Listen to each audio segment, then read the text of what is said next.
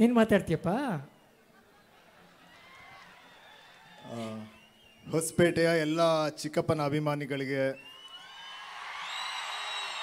ಯುವನ ಅಭಿಮಾನಿಗಳಿಗೆ, ನಮ್ಮ ತಂದೆಯ ಅಭಿಮಾನಿಗಳಿಗೆ ಮತ್ತು ನಮ್ಮ ಕುಟುಂಬದ ಅಭಿಮಾನಿಗಳಿಗೆ ನಮಸ್ಕಾರಗಳು.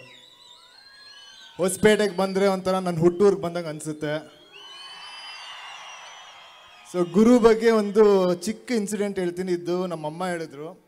ಸೊ ಗುರು ಮೊದಲನೇ ಸಲ ಹುಟ್ಟಿದಾಗ ಫಸ್ಟ್ ಟೈಮು ಗುರುನ ನಮ್ಮ ತಾತ ನೋಡಿದಾಗ ನಮ್ಮ ತಾತಂಗೆ ಅವ್ರ ತಂದೆ ನೆನಪಿಗೆ ಬಂತಂತೆ.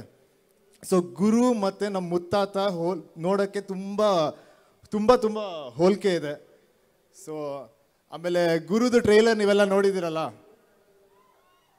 ಸೊ ಗುರುದು ಒಂದು ಲುಕ್ ಇರ್ಬೋದು, ಪಂಚ್ ಇರ್ಬೋದು, ಆ ಫೈಟ್ ಇರ್ಬೋದು, ಎಲ್ಲದರಲ್ಲೂ ಅಷ್ಟೊಂದು ಫೋರ್ಸ್ ಇದೆ.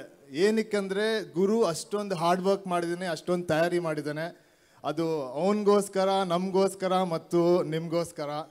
ಮತ್ತು ಅನಂತರಾಮ್ ಅವರು, ಗುರು ಅವರು, ಹೊಂಬಾಳೆಯವರು ಒಟ್ಟಿಗೆ ಬಂದಿದ್ದ ದಿನಾನೇ ಹೇಳ್ಬೋದು ಈ ಸಿನಿಮಾ ಸೂಪರ್ ಹಿಟ್ ಅಂತ. ನಾನೊಂದು ಎಲ್ಲರಿಗೂ ಚಾಲೆಂಜ್ ಹೇಳ್ತೀನಿ, ಈ ಸಿನಿಮಾ ನೋಡಿ ಯಾರು ಕಣ್ಣೀರು ಹಾಕದೆ ಆಚೆ ಬರೋಕ್ಕೆ ಸಾಧ್ಯನೇ ಇಲ್ಲ, ಅಷ್ಟು ಚೆನ್ನಾಗಿದೆ ಈ ಸಿನಿಮಾ. ಆಮೇಲೆ ನಾನು ಒಂದು ದೇವರಲ್ಲಿ ಏನು ಕೇಳ್ತೀನಂತೆ, ಪ್ರತಿಯೊಬ್ಬನಿಗೂ ಗುರು ಥರ ಒಬ್ಬ ತಮ್ಮ ಸಿಗಬೇಕು ಅಂತ. ಕೊನೆಗೆ ಒಬ್ಬನೇ ಯುವ, ಒಬ್ಬನೇ ಶಿವ, ಒಬ್ಬನೇ ಪರಮಾತ್ಮ.